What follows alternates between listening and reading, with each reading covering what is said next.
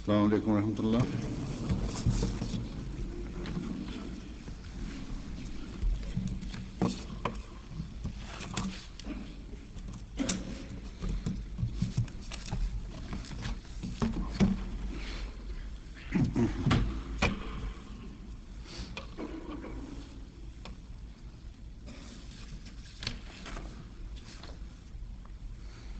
أشهد أن لا إله إلا الله وحده لا شريك له وأشهد أن محمدا عبده ورسوله أما بعد فأعوذ بالله من الشيطان الرجيم.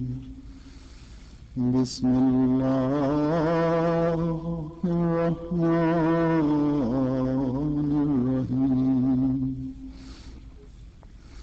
الحمد لله رب العالمين الرحمن الرحيم مالك يوم الدين. إياك نعبد وإياك نستعين. اهدنا الصراط المستقيم صراط الذين أنعمت عليهم غير المغضوب عليهم ولا الضالين.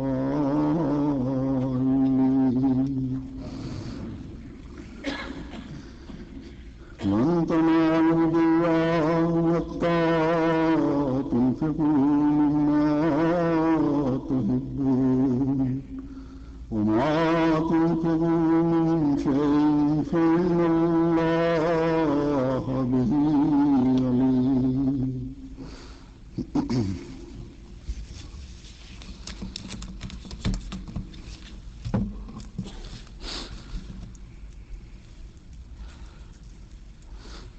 حضرت مسلم موعود رضی اللہ تعالیٰ عنہ نے جو دو بڑی تحریکات جاری فرمائی تھیں ان میں سے ایک وقف جدید کی تحریک ہے.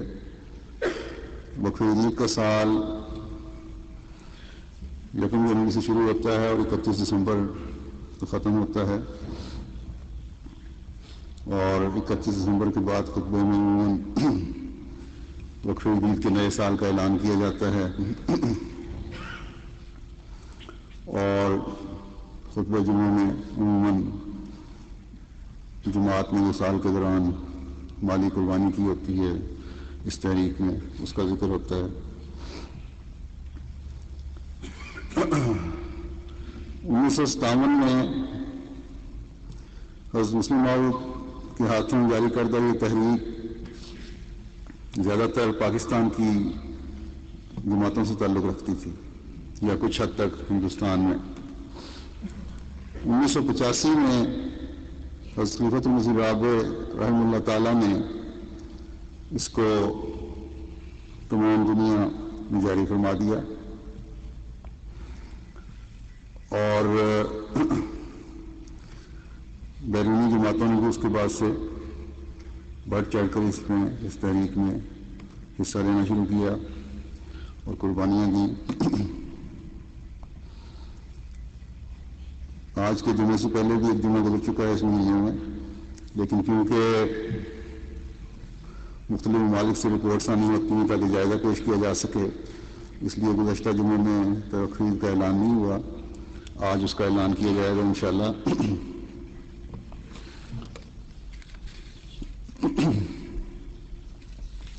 یہ لیکن جائزے اور اعلان کرنے سے پہلے میں اس کے مالی قربانیوں کے ضمن میں کچھ عرض کروں گا. یہ آیت جو میں نے تلاوت کی ہے اس میں اللہ تعالیٰ فرماتا ہے کہ تم ہرگز نیکی کو نہیں پا سکو گے، ترجمہ اس کا یہ ہے، یہاں تک کہ تم ان چیزوں میں سے خرچ کرو جن سے تم محبت کرتے ہو، اور تم جو کچھ بھی خرچ کرتے ہو یقیناً اللہ اس کو خوب جانتا ہے۔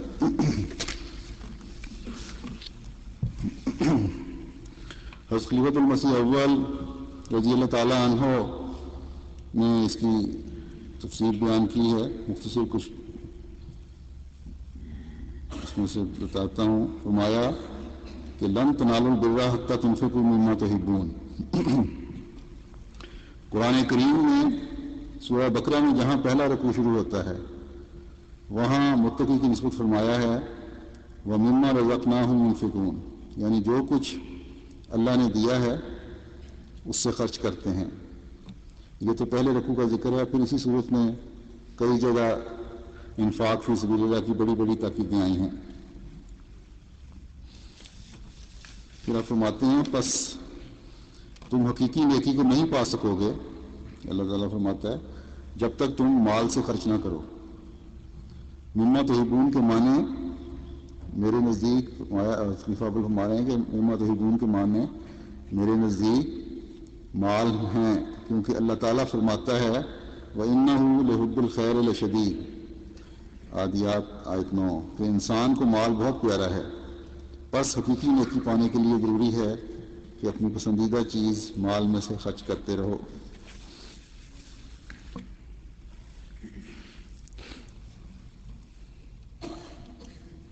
ایک روایت ہے حضرت حسن رضی اللہ عنہ سے، کہتے ہیں کہ رسول اللہ صلی اللہ علیہ وسلم نے اپنے رب کے حوالے سے یہ حدیث بیان فرمائی کہ اللہ تعالیٰ فرماتا ہے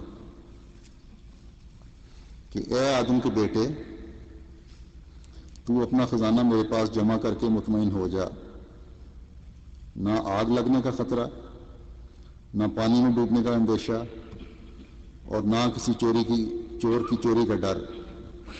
میرے پاس رکھا گیا خزانہ میں پورا تجھے دے دوں گا اس دن جبکہ تو اس کا سب سے زیادہ محتاج ہوگا۔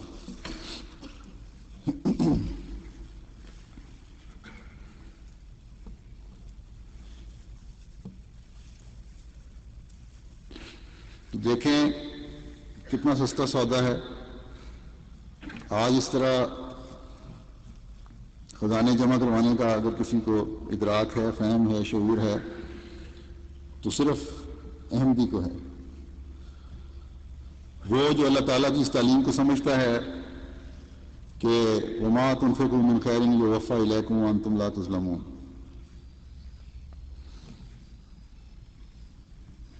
تو یہ ہے اللہ تعالیٰ فرماتا ہے کہ اللہ میاں کے دینے کے بھی کیا طریقے ہیں، تو جو اچھا مال بھی تم اس کی راہ میں خرچ کرو گے وہ تمہیں پورا پورا لٹایا جائے گا، بلکہ دوسری جگہ فرمایا کہ کئی گنا بڑھا کر لٹایا جائے گا۔ تم سمجھتے ہو کہ پتہ نہیں اس کا بدلہ ملے بھی کہ نہ ملے، فرمایا اس کا بدلہ تمہیں ضرور ملے گا، بلکہ اس وقت ملے گا جو تمہیں اس کی ضرورت سب سے زیادہ ہوگی، تم اس کے سب سے زیادہ محتاج ہوگے۔ اس لیے یہ وہم دل سے نکال دو کہ تم پر کوئی ظلم ہوگا، ہرگز تم پر ظلم نہیں ہوگا۔ لوگ دنیا میں رقم رکھنے سے ڈرتے ہیں، بینک میں بھی رکھتے ہیں تو اس سوچ میں پڑے رہتے ہیں کہ بینکوں کی پالیسی بدل نہ جائے، منافع کی شرح کم نہ ہو جائے، اور بڑی بڑی رقوم ہیں تو کہیں یہ تحقیق شروع نہ ہو جائے کہ رقم آئی کہاں سے، اور فکر اور خوف اس لیے دامنگیر رہتا ہے، اس لیے ہر وقت فکر رہتی ہے کہ یہ جو رقم ہوتی ہے دنیا داروں کی صاف ستھری رقم نہیں ہوتی، پاک رقم نہیں ہوتی، بلکہ اکثر اس میں یہی ہوتا ہے کہ غلط طریقے سے کمایا ہوا مال ہے۔ گھروں میں رکھتے ہیں تو فکر کہ کوئی چور چوری نہ کر لے، ڈاکہ نہ پڑ جائے۔ پھر بعض لوگ سود پر قرض دینے والے ہیں، کئی 100% سود پر قرض دے رہے ہوتے ہیں۔ لیکن چین پھر بھی نہیں ہوتا. سندھ میں ایک ایسے ہی سود خور کے بارے میں مجھے کسی نے بتایا کہ غریب اور بھوکے لوگوں کو جب قید سالی ہوتی ہے لوگ بیچارے آتے ہیں اپنے زیور وغیرہ سونا وغیرہ رکھواتے ہیں پاس اور ایسے سود خوروں سے رقم لے لیتے ہیں اپنے کھانے پینے کا انتظام کرنے کے لیے. اور اس پہ سود کیونکہ اس حد تک زیادہ ہوتا ہے کہ وہ رقم قرض واپس ہی نہیں کر سکتے بلکہ سود اتارنا بھی مشکل ہو جاتا ہے کہ سود در سود چڑھ رہا ہوتا ہے. تو اس طرح وہ سونا جو ہے یا وہ زیور جو ہے وہ اس قرض دینے والے کی ملکیت بنتا چلا جاتا ہے. تو ایک ایسے ہی تھا سود خور اور فکر یہ تھی کہ میں بینک میں بھی نہیں رکھنا کہیں اور نہیں رکھنا کیونکہ ایسے لوگوں کو فکر بھی ہوتی ہے. تو اپنے گھر میں ہی اپنے کمرے میں ایک گڑھا کھود کے وہیں اپنا سیف رکھ کے تجوری رکھ کے اس میں یہ سارا کچھ رکھا کرتا تھا اور 40-50 کلو تک اس کے پاس سونا اکٹھا ہو گیا تھا. اور اوپر کمرے کے چرپائی اپنا پلنگ بچھا کے تو سویا کرتا تھا خطرے کے پیش نظر کہیں کوئی لے نہ جائے. اور سونا کیا تھا کیونکہ سونے کے اوپر چرپائی پڑی ہوئی تھی تو سارا رات جاگتا ہی رہتا تھا. اسی فکر میں ہارٹ اٹیک ہوا اور فوت ہو گیا. تو وہ مال بھی اس کو کوئی کام نہ آیا. اب اگلے جہان میں کیا اس کا ساتھ اللہ تعالیٰ نے کرنا ہے وہ تو اللہ بہتر جانتا ہے. لیکن ایسے لوگوں کی ضمانت خدا تعالیٰ بہرحال نہیں دے رہا اس دنیا میں پتہ لگ رہا ہے جبکہ اللہ تعالیٰ کی راہ میں خرچ کرنے والوں کی ضمانت ہے کہ تمہیں کیا پتا تمہارے سے کیا کیا اعمال سرزد ہونے ہیں کیا کیا غلطیاں اور کوتاہیاں ہو جانی ہیں. لیکن اگر تم نیک نیتی سے اس کی راہ میں خرچ کرو گے اللہ کی راہ میں خرچ کرو گے خالصتاً اس لیے اپنا مال میں سے حصہ نکال رہے ہو کہ میں نے اللہ کی خاطر خرچ کرنا ہے تو تمہیں یہ ضمانت ہے کہ اعمال کے پلڑے میں جب بھی کمی رہ جائے گی تو کیونکہ تم نے اللہ کی راہ میں خرچ کیا ہوگا اس لیے کبھی یہ نہیں ہو سکتا کہ تم پر ظلم ہو. اس وقت ان کمیوں کو بھی اسی طرح پورا کیا جائے گا اور کبھی ظلم نہیں ہوگا. اس بارے میں ایک اور روایت ہے. حضرت عقبہ بن عامر رضی اللہ عنہ کہتے ہیں کہ رسول اللہ صلی اللہ علیہ وسلم نے فرمایا قیامت کے دن حساب کتاب ختم ہونے تک انفاق فی سبیل اللہ کرنے والا اللہ کی راہ میں خرچ کیے ہوئے اپنے مال کے سایہ میں رہے گا. تو لیکن شرط یہ ہے کہ یہ خرچ کیا ہوا مال پاک مال ہو پاک کمائی میں سے ہو کیونکہ اللہ تعالیٰ کے ہاں سے اتنے اجر اگر لینے ہیں اور اپنے مال کے سائے میں رہنا ہے تو گند کے تو اللہ تعالیٰ کی پاک ذات ایسے اعلیٰ اجر نہیں دیا کرتے. تو بہرحال اور اللہ کی راہ میں خرچ کرنے والے وہ لوگ ہوتے بھی نہیں جن کا مال گندا ہو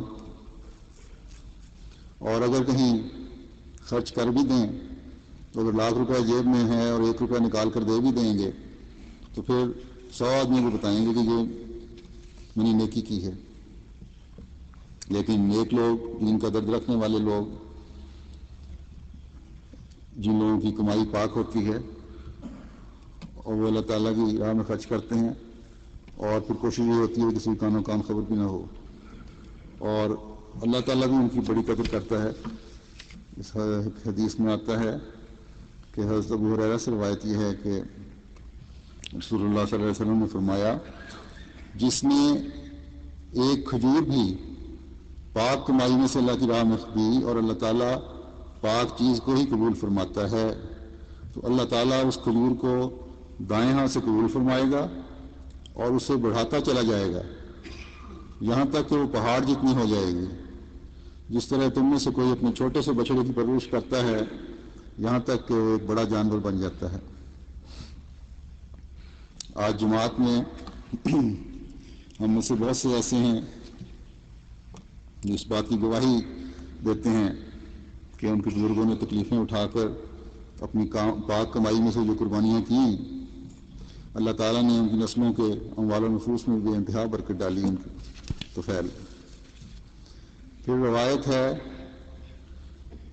ابو بکر صدیق رضی اللہ تعالیٰ عنہ کہتے ہیں کہ میں نے مسجد نبوی کے منبر پر رسول اللہ صلی اللہ علیہ وسلم کو یہ کہتے سنا کہ اے لوگو، جہنم کی آگ سے بچو، اگرچہ تمہارے پاس کھجور کا آدھا ہی ٹکڑا ہو، وہی دے کر آگ سے بچو، اس لیے کہ اللہ کی راہ میں خرچ کرنا انسان کی کجی کو درست کرتا ہے، بری موت سے مرنے سے بچاتا ہے اور بھوکے کا پیٹ بھرتا ہے۔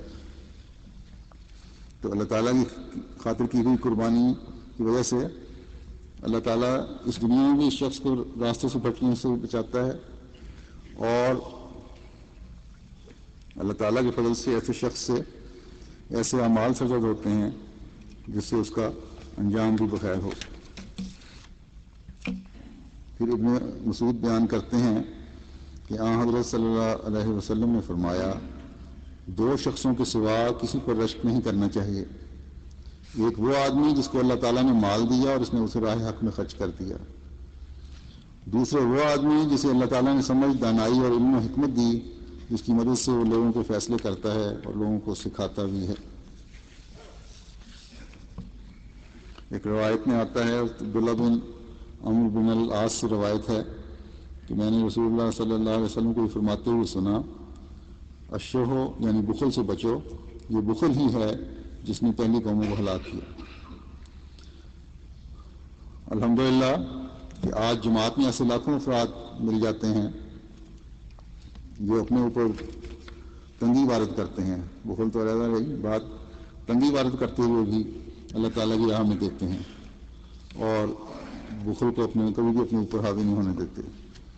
حضرت اقدس مسیح موعود علیہ السلام فرماتے ہیں کہ میں یقیناً سمجھتا ہوں کہ بخل اور ایمان ایک دل میں جمع نہیں ہو سکتے۔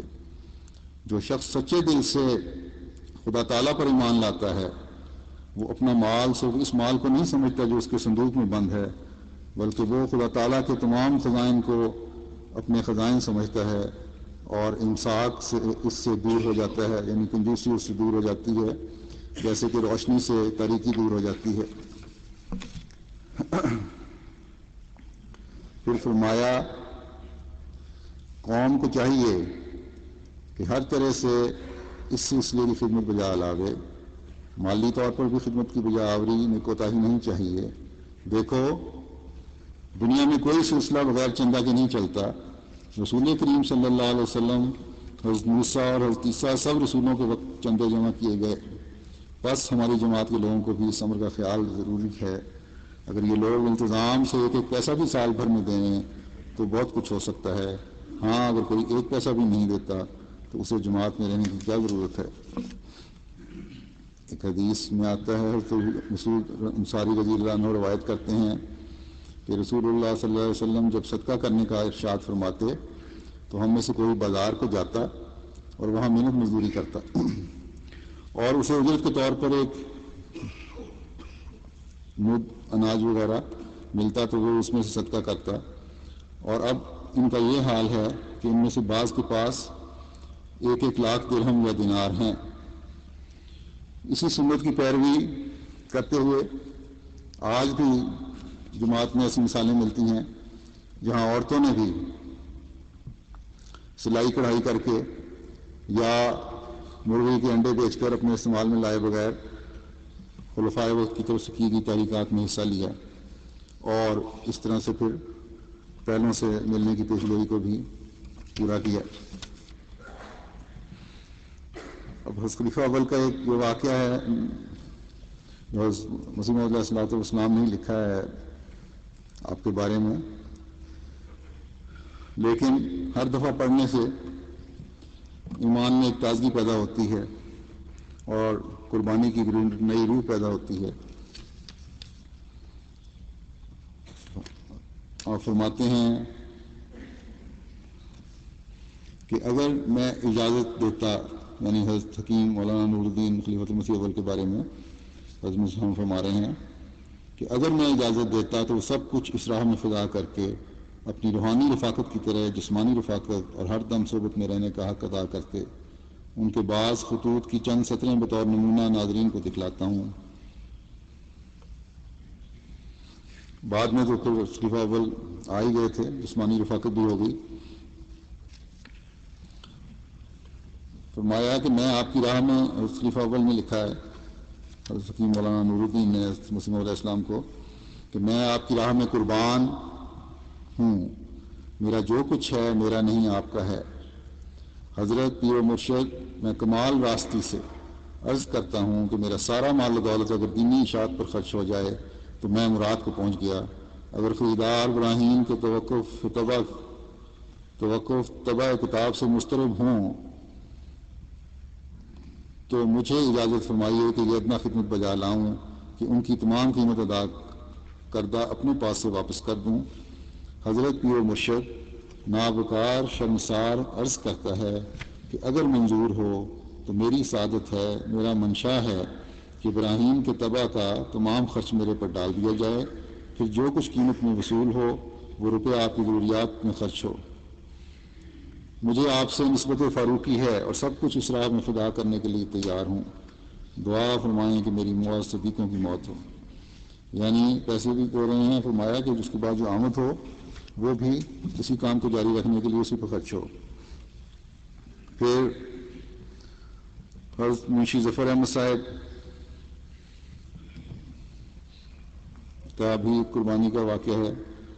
آپ بیان کرتے ہیں کہ ایک دفعہ شروع زمانے میں حضرت مسیح علیہ السلام کو لدھیانہ میں کسی تبلیغی اشتہار کے لیے 60 روپے کی ضرورت پیش آئی چھپوانے کے لیے، اور اس وقت حضرت صاحب کے پاس اس رقم کا انتظام نہیں تھا اور ضرورت فوری اور سخت تھی۔ تو منشی صاحب کہتے ہیں کہ میں اس وقت حضرت صاحب کے پاس لدھیانہ میں اکیلا آیا ہوا تھا۔ حضرت صاحب نے، حضرت مسیح علیہ السلام نے مجھے بلایا اور فرمایا کہ اس وقت یہاں ضرورت درپیش ہے، کیا آپ کی جماعت اس رقم کا انتظام کر سکے گی؟ تو منشی صاحب نے کہا کہ انشاءاللہ کر سکے گی، اور کہتے ہیں کہ میں بھی روپے لاتا ہوں۔ یہ کہہ کر وہ کپورتھلا گئے اور جماعت کے کسی فرد سے ذکر کیے بغیر اپنی بیوی کا زیور فروخت کر کے 60 روپے کی رقم لا کر حضور کی خدمت میں پیش کر دی۔ حضور بہت خوش ہوئے اور جماعت کپورتھلا کو دعا دی، یہی سمجھتے رہے کہ جماعت نے شاید انتظام کیا۔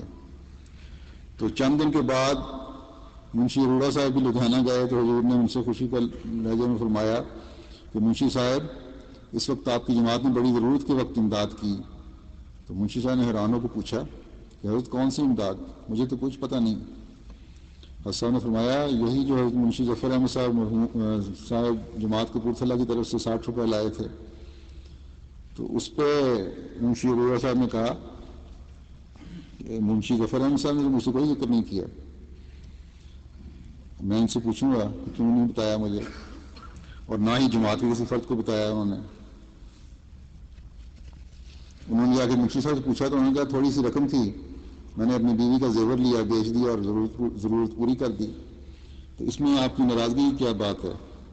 مگر منشی اروڑا صاحب کا غصہ کم نہیں ہوا اور وہ برابر یہی کہتے رہے کہ حضرت صاحب کو ایک ضرورت پیش آئی تھی اور تم نے یہ ظلم کیا کہ مجھے نہیں بتایا۔ اور پھر وہ کہتے ہیں کئی مہینے 6 مہینے تک مجھ سے ناراض رہے اس بات پر۔ اب کوئی دنیا دار ہو تو اس بات پر ناراض ہو جائے، کیا روز روز میرے پاس پیسے مانگنے چندہ لینے آ جاتے ہو؟ لیکن یہاں جنہوں نے اگلے جہان کے لیے اور اپنی نسلوں کی بہتری کے سودے کے کرنے ہیں ان کی سوچ ہی کچھ اور ہے۔ اس بات پر نہیں ناراض ہو رہے کہ مجھے سے کیوں پیسے مانگ رہے، بلکہ اس بات پر ناراض ہو رہے ہیں کہ مجھے قربانی کا موقع کیوں نہیں دیا۔ پھر ایک واقعہ خلیفۃ المسیح ثانی بیان فرماتے ہیں کہ چودھری رستم علی صاحب آف مدار ضلع جلندھر کا بارے میں کہ وہ کورٹ میں انسپیکٹر تھے، ان کی 80 روپے تنخواہ تھی۔ تو حضرت صاحب کو خاص کسی دینی ضرورت تھی رقم کی، تو آپ نے ان کو خط لکھا کہ یہ خاص وقت ہے اور چندے کی ضرورت ہے۔ انہی دنوں گورنمنٹ نے حکم جاری کیا کہ جو کورٹ انسپیکٹر ہیں وہ انسپیکٹر کر دیے جائیں، جس پر ان کو نیا گریڈ مل گیا اور جھٹ ان کی 80 روپے سے 180 روپے تنخواہ ہو گئی۔ اس پر انہوں نے حضرت صاحب کو لکھا کہ ادھر آپ کا خط آیا اور ادھر 180 روپے ہو گئے، اس لیے یہ اوپر کے 100 روپے میرے نہیں ہیں بلکہ آپ کی یہ ضرورت پوری کرنے کے لیے ہوئے ہیں، اور یہ آپ کے طفیل ہی مجھے ملے ہیں، اس لیے وہ بھیجیا، اور اس کے بعد آئندہ ہمیشہ وہ 100 روپے بھجواتے رہے۔ پھر ایک واقعہ ہے ڈاکٹر خلیفہ رشید الدین صاحب کا، ان کا تھوڑا سا تعارف بھی پیش کر دوں کہ یہ حضرت ام ناصر کے والد جو خلیفۃ المسیح ثانی رضی اللہ تعالیٰ عنہ کی پہلی اہلیہ تھیں، بیگم تھیں، ان کے والد تھے، اور حضرت خلیفۃ المسیح ثالث رحمہ اللہ تعالیٰ کے اس لحاظ سے پھر نانا ہوئے۔ تو ان کے بارے میں حضرت مسلم نے لکھا ہے کہ جب انہوں نے ایک دوست سے حضرت مسیح موعود کا دعویٰ سنا تو آپ نے سنتے ہی فرمایا کہ اتنے بڑے دعویٰ کا شخص جھوٹا نہیں ہو سکتا، اور پھر آپ نے بہت جلد حضرت مسیح موعود کی بیعت کر لی، اور حضرت مسیح موعود نے ان کا نام اپنے 12 حواریوں میں لکھا ہے، اور ان کی مالی قربانیاں اس حد تک بڑی ہوئی تھیں کہ حضرت مسیح موعود علیہ السلام نے ان کو تحریری سند دی کہ آپ نے سلسلے کے لیے اس قدر مالی قربانی کی ہے کہ آئندہ آپ کو قربانی کی ضرورت نہیں۔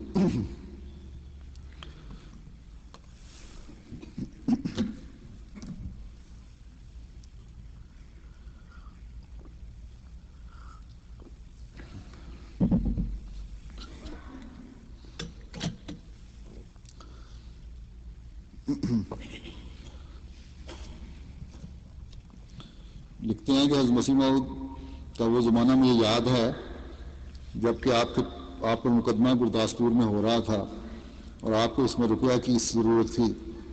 حضرت صاحب نے دوستوں میں تحریک بھیجی کہ کیونکہ اخراجات بڑھ رہے ہیں، لنگر خانہ 2 جگہ پر ہو گیا ہے، ایک قادیان میں اور ایک یہاں گرداسپور میں، اور اس کے علاوہ مقدمہ پر خرچ بھی ہو رہا ہے، لہذا دوست امداد کی طرف توجہ کریں۔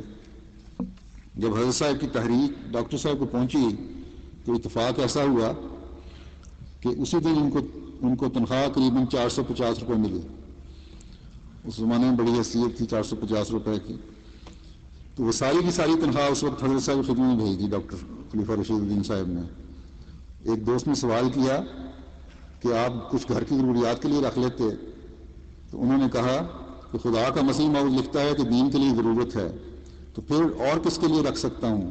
حضرت ڈاکٹر صاحب تو دین کے لیے قربانیوں میں اس قدر بڑھے ہوئے تھے کہ حضرت مسیح موعود کو انہیں روکنے کی ضرورت محسوس ہوئی اور انہیں کہنا پڑا کہ اب آپ کو قربانی کی ضرورت نہیں۔ تو اللہ تعالیٰ ان کی نسلوں کو بھی اسی اخلاص اور وفا کے ساتھ قربانیوں کی توفیق دے۔ ان کی نسلیں اب دنیا کے بہت سے ممالک میں پھیلی ہوئی ہے، اور اللہ تعالیٰ کے فضل سے اخلاص اور وفا میں بہت بڑے ہوئے بھی ہیں، اللہ تعالیٰ مزید بڑھائے۔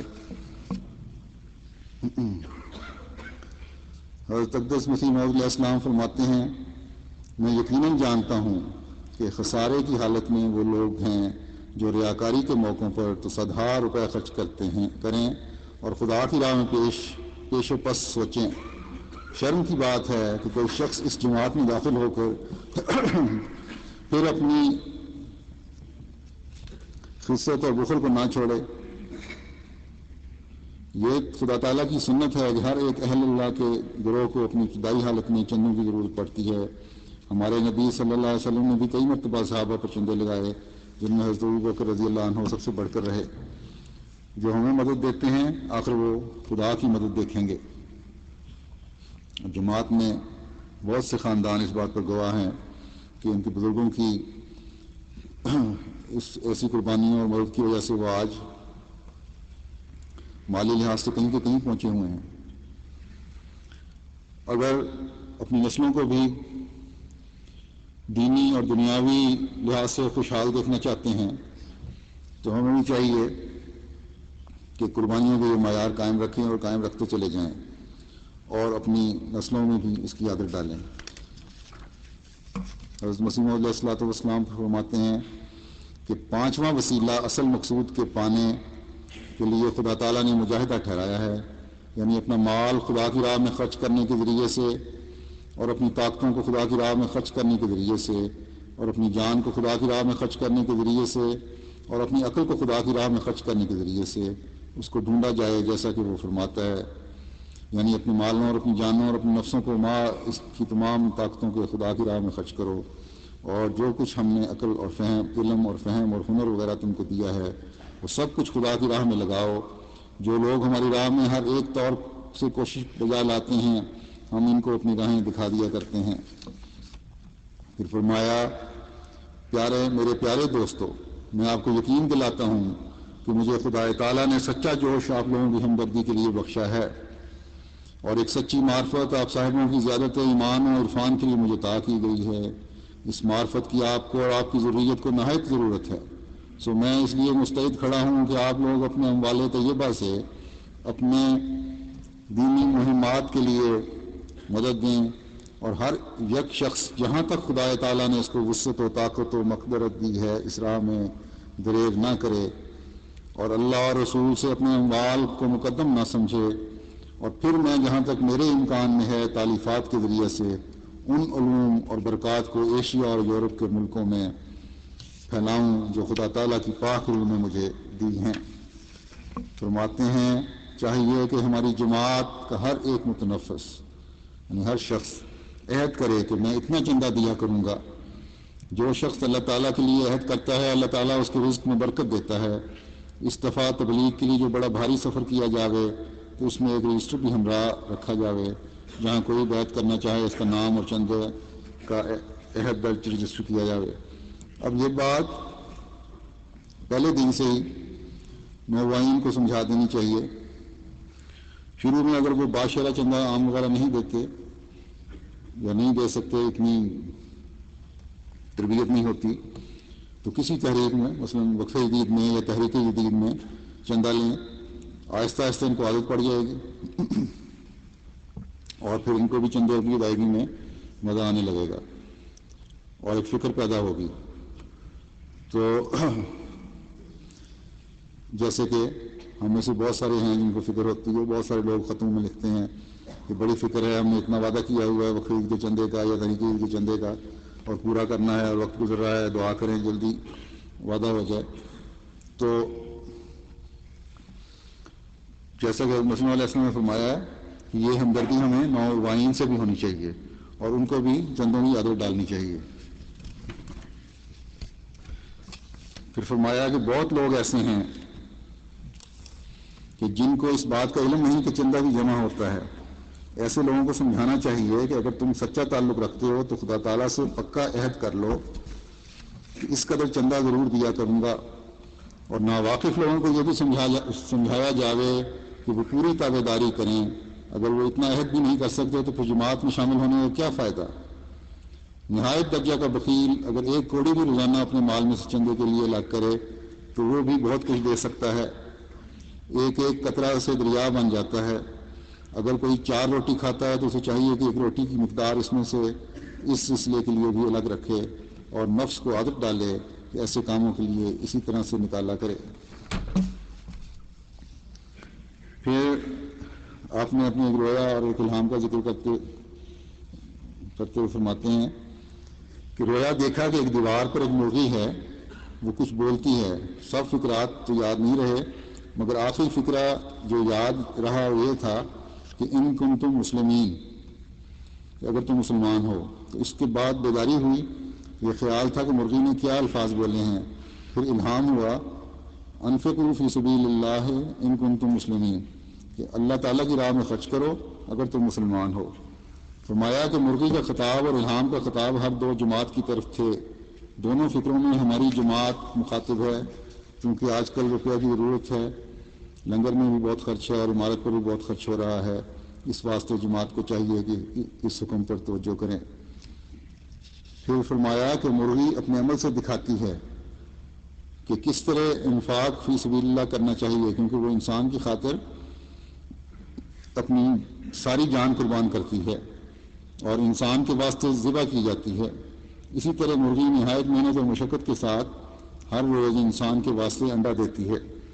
ایسا ہی ایک پرندے کی مہمان نوازی کا ذکر ہے، اس میں فرمایا کہ دو پرندے تھے، درخت پہ ان کا گھونسلہ تھا، تو رات کو مہمان ایک آیا، ان کو مسافر آیا، درخت کے نیچے بیٹھ گیا سستانے کے لیے، آگے جا نہیں سکتا تھا، تو ان پرندوں نے آپس میں سوچا کہ اس کی کس طرح مہمان نوازی کی جائے، تو انہوں نے سوچا پہلے کہ سردی ہے، تو سردی سے بچانے کے لیے اپنا آشیانہ یا اپنا گھونسلہ توڑ کے پھینکنا شروع کیا اس کے لیے، تاکہ وہ اس کو جلا کر آگ جلا کر سیک سکے۔ پھر انہوں نے سوچا کہ وہ بھوکا ہوگا، تو اس میں پھر مہمان نوازی کی خاطر خود اس میں آگ میں گر پڑے تاکہ وہ بھون کے کھا جائے۔ تو یہ ایک مثال قائم کی انہوں نے مہمان نوازی کی۔ تو اس بارے میں حضرت مسیح علیہ السلام فرماتے ہیں کہ سو ہماری جماعت کے مومنین اگر ہماری آواز کو نہیں سنتے تو اس مرغی کی آواز کو سنیں، مگر سب برابر نہیں۔ کتنے مخلص ایسے ہیں کہ اپنی طاقت سے زیادہ خدمت میں لگے ہوئے ہیں، خدا تعالیٰ ان کو جزائے خیر دے۔ اب بھی جن لوگوں نے اپنی طاقت سے بڑھ چڑھ کر مالی قربانیوں میں حصہ لیا اور لے رہے ہیں، اللہ تعالیٰ ان کو حضرت مسیح علیہ السلام کی دعاؤں کا وارث بنائے۔ حضرت مسیح علیہ السلام فرماتے ہیں کہ تمہارے لیے ممکن نہیں کہ مال سے بھی محبت کرو، خدا تعالیٰ سے بھی، صرف ایک سے محبت کر سکتے ہو۔ بس خوش قسمت ہے وہ شخص کہ جو خدا سے محبت کرے، اور اگر کوئی تم میں سے خدا سے محبت کر کے اس کی راہ میں مال خرچ کرے گا تو میں یقین رکھتا ہوں کہ اس کے مال میں بھی دوسروں کی نسبت زیادہ برکت دی جائے گی، کیونکہ مال خود بخود نہیں آتا بلکہ خدا کے ارادہ سے آتا ہے۔ بس جو شخص خدا کے لیے بعض حصہ مال کا چھوڑتا ہے وہ ضرور اسے پائے گا، لیکن جو شخص مال سے محبت کر کے خدا کی راہ میں وہ خدمت بجا نہیں لاتا جو بجا لانی چاہیے تو وہ ضرور اس مال کو کھوئے گا، اس کا مال ضائع ہوگا۔ یہ مت خیال کرو کہ مال تمہاری کوشش سے آتا ہے بلکہ خدا تعالیٰ کی طرف سے آتا ہے، اور یہ مت خیال کرو کہ تم کوئی حصہ مال کا دے کر یا کسی اور رنگ سے کوئی خدمت بجا لا کر خدا تعالیٰ اور اس کے فرستادہ پر کچھ احسان کرتے ہو، بلکہ یہ اس کا احسان ہے کہ تمہیں اس خدمت کے لیے بلاتا ہے۔ اور میں سچ سچ کہتا ہوں کہ اگر تم سب مجھے چھوڑ دو اور خدمت اور امداد سے پہلو تہی کرو تو وہ ایک قوم پیدا کر دے گا کہ اس کی خدمت بجا لائے گی۔ تم یقیناً سمجھو کہ یہ کام آسمان سے ہے اور تمہاری خدمت صرف تمہاری بھلائی کے لیے ہے۔ بس ایسا نہ ہو کہ تم دل میں تکبر کرو اور یہ خیال کرو کہ ہم خدمت مالی یا کسی قسم کی خدمت کرتے ہیں۔ میں بار بار تمہیں کہتا ہوں کہ خدا تمہاری خدمتوں کا ذرہ محتاج نہیں، ہاں تم پر یہ اس کا فضل ہے کہ تم کو خدمت کا موقع دیتا ہے۔ اللہ نہ کرے کہ ہم میں سے ایک بھی ایسی سوچ والا ہو جو سچائی کی روشنی کو پا کر پھر اندھیروں میں بھٹکنے والا ہو اور گمراہی کی موت مرے۔ اللہ تعالیٰ ہمیں سے بچائے۔ اب گزشتہ سال کے دوران وقفہ عید کی مالی قربانیوں کا جائزہ پیش کرتا ہوں۔ مختصر تعارف تو شروع میں وقفہ عید کا کروا دیا تھا۔ حضرت خلیفۃ المسیح رابع رحمہ اللہ تعالیٰ نے 1985 میں اس کو تمام ممالک کے لیے جاری فرمایا۔ اس وقت سے ملکوں کا بھی مقابلہ شروع ہوا ہے، اور اب اللہ تعالیٰ کے فضل سے 124 ممالک اس تحریک میں شامل ہو چکے ہیں اللہ تعالیٰ کی توفیق سے۔ اور جیسا کہ میں نے بتایا پہلے کہ 31 دسمبر 2003 کو وقفہ عید کا سال ختم ہوا تھا، یہ 46واں سال تھا، اور 1 जनवरी से 47वां साल शुरू हो चुका है। तो गुज़श्ता साल के जो एदाद शुमार हैं उनके मुताबिक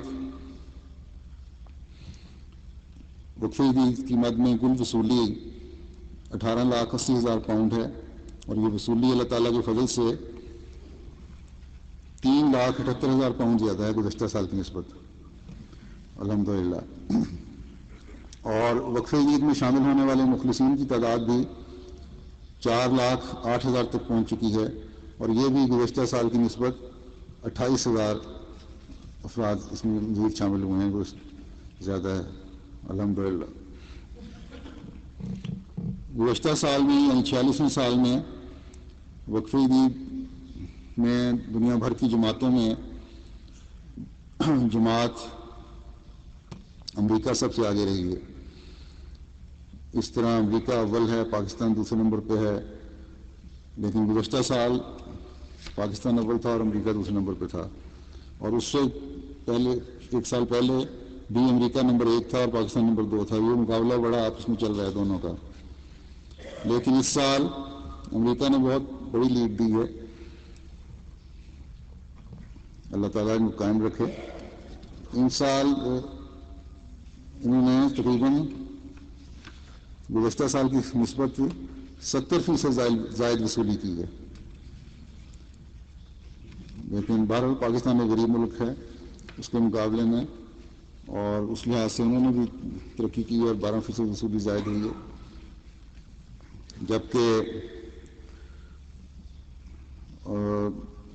2 सालों से पिछले साल भी हिंदुस्तान की जमात तीसरे नंबर पे थी और इस साल भी तीसरे नंबर पे आई है। ये भी इन्होंने मेंटेन रखा हुआ है अपना, अल्लाह ताला इनको और कदम बढ़ाने की तौफीक दे।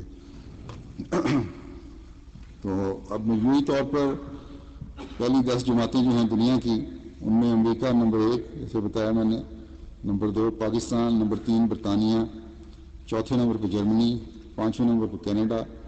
हालांकि अगर कनाडा की जमातें कोशिश करें तो ये अपनी पोजीशन बहुत बेहतर कर सकती हैं, इससे भी थोड़ी सी मेहनत की ज़रूरत है।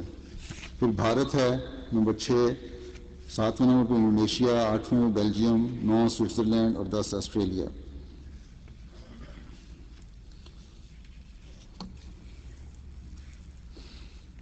तो और ये भी है कि फीकस चंदा देने के लिहाज से भी अमेरिका की पहली पोजीशन ही है, और जैसा कि मैंने बताया कि बाकी जमातों को काफ़ी पीछे छोड़ दिया है। इनकी तो जो अब मसाजिद की तामीर की तरफ भी हुई है अमेरिका की, और अमेरिका के माहौल में मुखलिसीन जमात में जो नेकियों और कुर्बानियों में सबकत ले जाने की रूह पैदा हुई है, खुदा करे कि ये कायम रहे और ये अल्लाह ताला से मदद मांगते हुए उनके सर अल्लाह ताला के हजूर और उसके आस्थाने पर झुके रहें और ये कदम जो आगे बढ़ा है फिर पीछे ना हटे। अमेरिका की जमातों में भी बता देता हूँ, बाज़ दफ़ा जमातों का भी शौक़ होता है कि हमारा भी जिक्र हो जाए।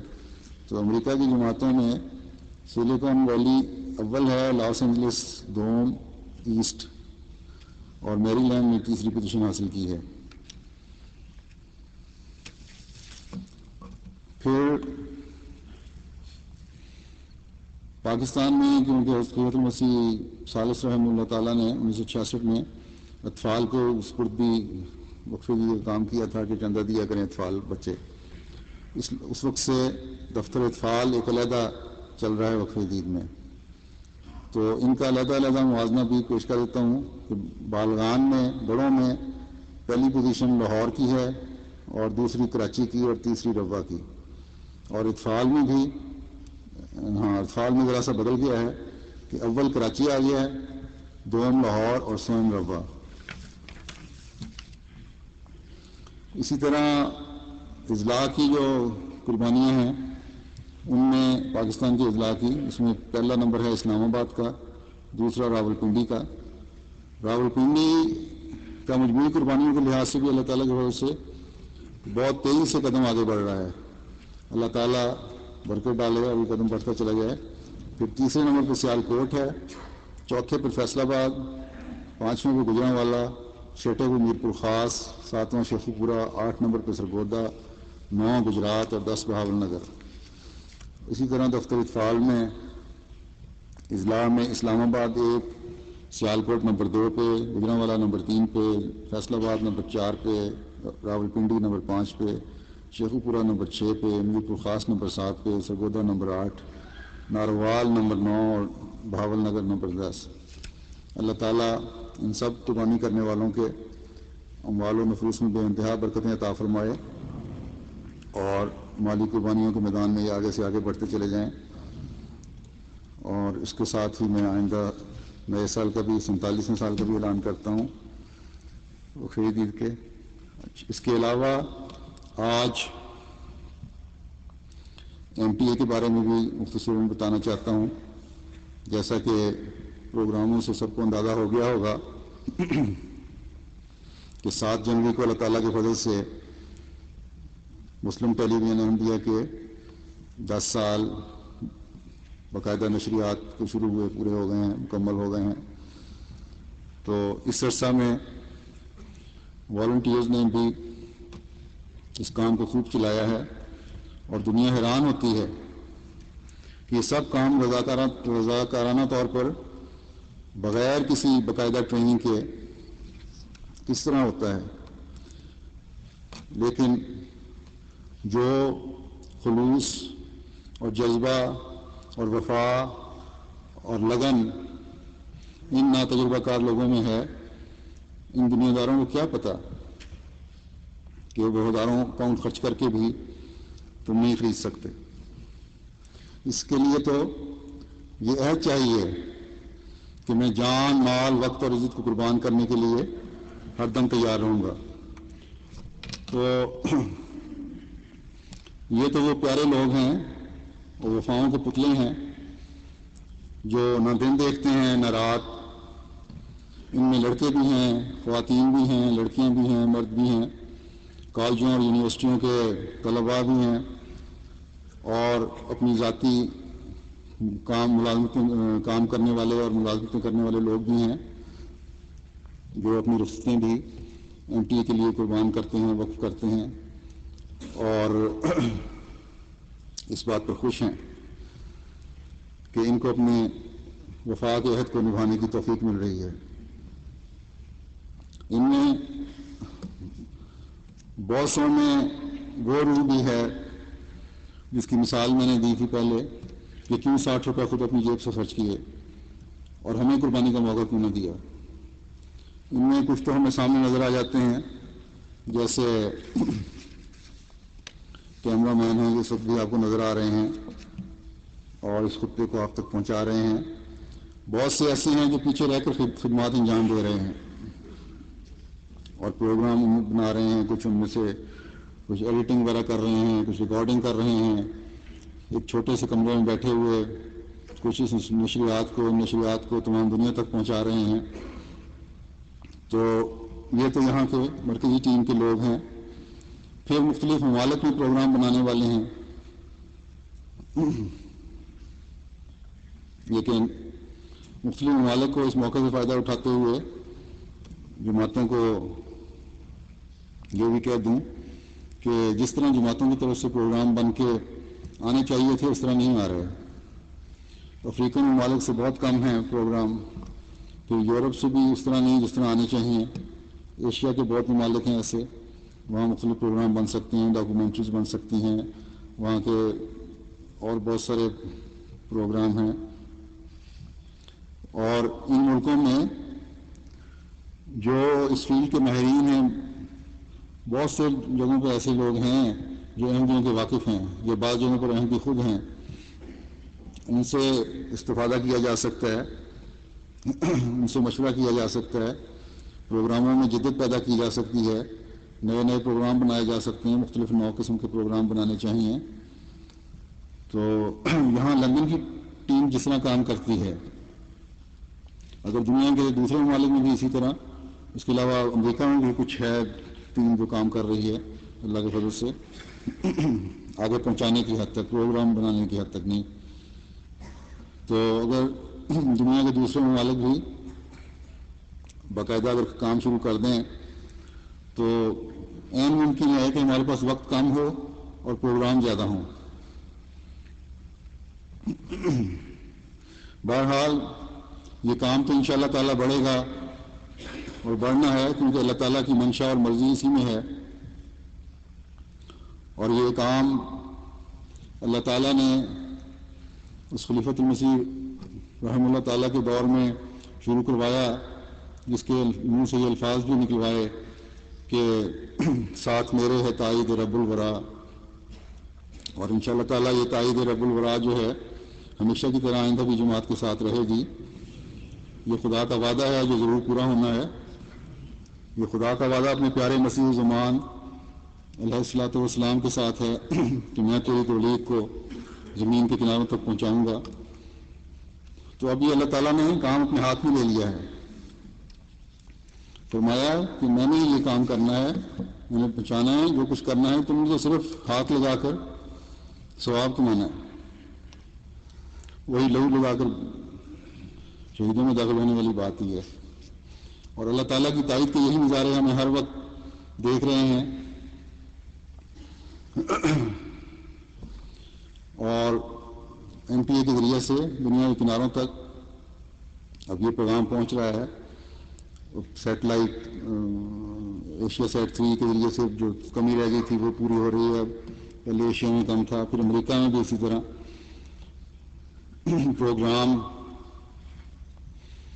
کچھ جگہوں پر پہلے نہیں پہنچتے تھے یا اتنے اچھے سگنل نہیں تھے. لیکن یہ طوفان آیا گزشتہ دنوں امریکہ میں، اس سے وہاں کا سیٹلائٹ کا جس کے ساتھ ہمارا تعلق تھا اس کا نظام درہم برہم ہو گیا اور چند دن پروگرام نہیں آتے رہے. لیکن اس کے بعد اس کمپنی نے یہ کہہ دیا کہ ہم تو نہیں اس کو چلا سکتے، اب ہم اور بات کر لیں.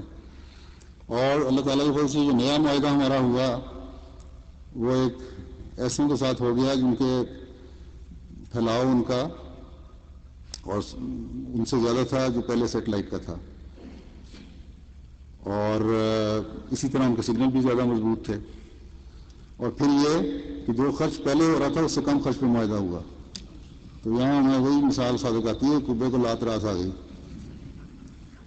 کہ ٹھیک ہے 4 دن کی تکلیف تو برداشت کرنی پڑی، لیکن اس سے ہمارے خرچ میں بھی کمی آئی اور پھیلاؤ میں بھی زیادتی ہوئی. تو اللہ تعالیٰ سے دعا کرتے رہیں کہ اللہ تعالیٰ ہمیشہ ہماری پردہ پوشی فرماتا رہے اور تائید و نصرت فرماتا چلا جائے. کارکنان جو ہیں ایم پی اے کے یہ اپنے لیے بھی دعا کریں اور جماعت بھی ان کے لیے دعا کرے کہ خدا تعالیٰ ان کو خدمت کا موقع دیتا رہے اور ان کے کاموں میں مزید جلا بخشے. بہت محنت اور لگن سے کام کر رہے ہیں اللہ تعالیٰ کے فضل سے. اور مرکزی ٹیم میں مختلف قوموں کے لوگ ہیں، عرب بھی ہیں، بوسنین بھی ہیں، دوسرے یورپ کے لوگ بھی ہیں، پاکستانی قومیت کے لوگ جو یہاں آباد ہوئے ہیں وہ بھی ہیں، افریقن بھی ہیں. تو اس طرح ایک ہر قوم کے جو لوگ ہیں اسی خدمت کے جذبے سے کام کر رہے ہیں. اللہ تعالیٰ ان سب کو جزا دے. اب ایک فکر مندی والی خبر بھی ہے. بنگلہ دیش میں گزشتہ کچھ عرصے سے مولویوں نے جماعت کے خلاف فتنہ برپا کیا ہوا تھا اور مساجد پر حملے وغیرہ بھی ہو رہے تھے. اسی طرح رمضان میں ایک احمدی کو شہید بھی کر دیا. تو اب لگتا ہے کہ حکومت بھی ان مولویوں کا ساتھ دینے پر تلی ہوئی ہے اور کچھ قانون احمدیوں کے خلاف پاس کرنے کی کوشش کر رہے ہیں. تو اللہ تعالیٰ تمام احمدیوں کو اپنی حفاظت میں رکھے اور ثبات قدم عطا فرمائے اور دشمنوں کی تدبیر ان پر الٹا دے. اے اللہ تو نے کبھی ہمارا ساتھ نہیں چھوڑا، آج بھی ہمیں اپنی تائید نصرت کے نظارے دکھا. بنگلہ دیش کے احمدیوں کے لیے یہ پیغام ہے کہ صبر، حوصلے اور دعا سے کام لیں کہ ہمارا سہارا صرف خدا تعالیٰ کی ذات ہے. اس کے حضور جھک جائیں اور جھکے رہیں یہاں تک کہ اس کی تائید و نصرت کے نظارے نظر آنے شروع ہو جائیں. اللہ تعالیٰ ابتلا کا یہ دور लंबा न करे और दुश्मन को कि जल्द से जल्द पकड़ करे। हुकूमत को भी चाहिए वहाँ की कि अपने हमसायों से सबक लें और जो उनके काम है हुकूमत चलाने के वही चलाएं, किसी के मज़हब में दखल अंदाजी न करें। अल्लाह ताला की पकड़ से डरना चाहिए उनको भी।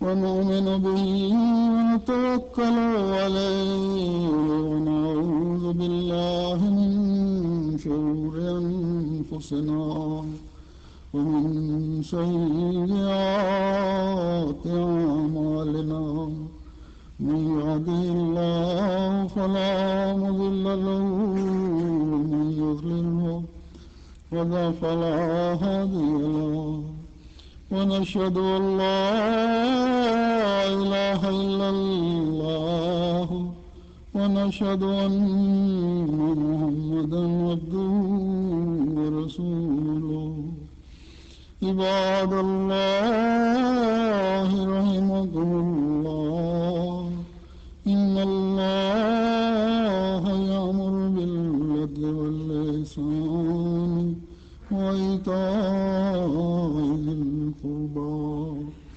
وينهى عن الفحشاء والمنكر والبغي يعظكم لعلكم تذكرون اذكروا الله يذكركم وادعوه يستجب لكم ولذكر